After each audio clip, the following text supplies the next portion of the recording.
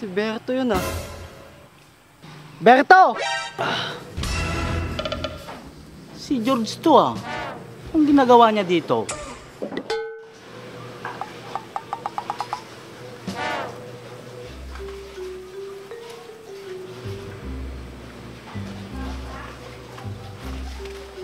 Ikaw nga! Anong ginagawa mo dito?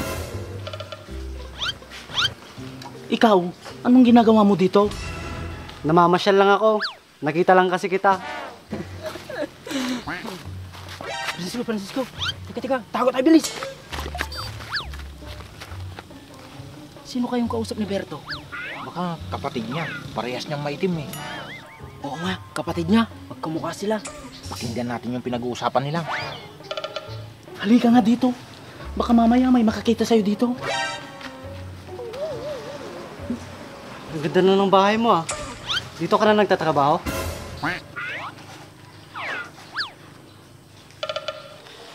Ang daming naghahanap sa'yo sa palengke. Bakit naman nila ako hinahanap, George? Yung mga utang mo daw, hindi mo na nababayaran. Utang? Di ba mayaman si Berto, pinsan? Baka nagpapanggap lang na mayaman yan, pinsan. Siguro nga, pinsan.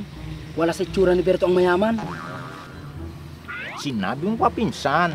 Sige, pakinggan pa natin yung mga sinasabi nila. Parang may madidiscover pa tayo, pinsan.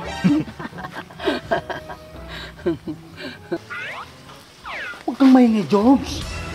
Bakit parang kinakabahan ka, Berto? Hindi naman ah. Ano ba talagang trabaho mo dito, Berto? Huwag mo nang alamin, George. Mukhang may tinatago tong lokong to ah. Bakit? Ano pa ang balita sa palengke? May binatang pogi na lagi naghahanap sa'yo doon. Binata? Pogi? Parang may mali ah. At bakit naman daw niya ako hinahanap? Ubus na daw yung panggastos niya. Sino ba yun, Berto? Wala ka na doon, George. Sige, papasyal na lang ako doon. Hindi mo ba ako papapasukin sa loob? Nauuhaw na kasi ako. Hindi na. Sige na nga, umalis ka na nga dito. Makikinom lang naman Sige eh. na, alis. Ayaw pa. Alis ka na nga. Lokong ito, ibubuking pa ako dito. Ang sarap-sarap na nga ng buhay ko dito.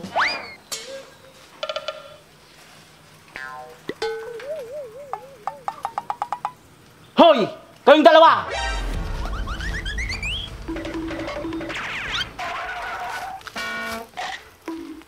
Anong ginagawa nyo dito? Bulag ka ba? Eh di nagdadamo. Bakit? Oo nga, naglilinis kami. Bakit kayo naglilinis dyan? Hindi nyo naman sakop to. Eh masipag kami eh. Oo nga. Siguro nakikinig kayo sa usapan namin ano? Oo, nakikinig kami. Dahil may tenga kami. Aba, mga piloso pa kayo ah. Hops. May nalaman kami. At isusumbong namin yon kay Ruby.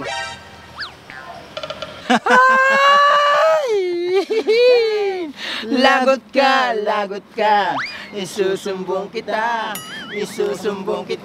May kasama kang bakla. Ay! Lagot ka. Isusumbong kita. Lagot. Mabubuking na yata ako ng dalawang ito.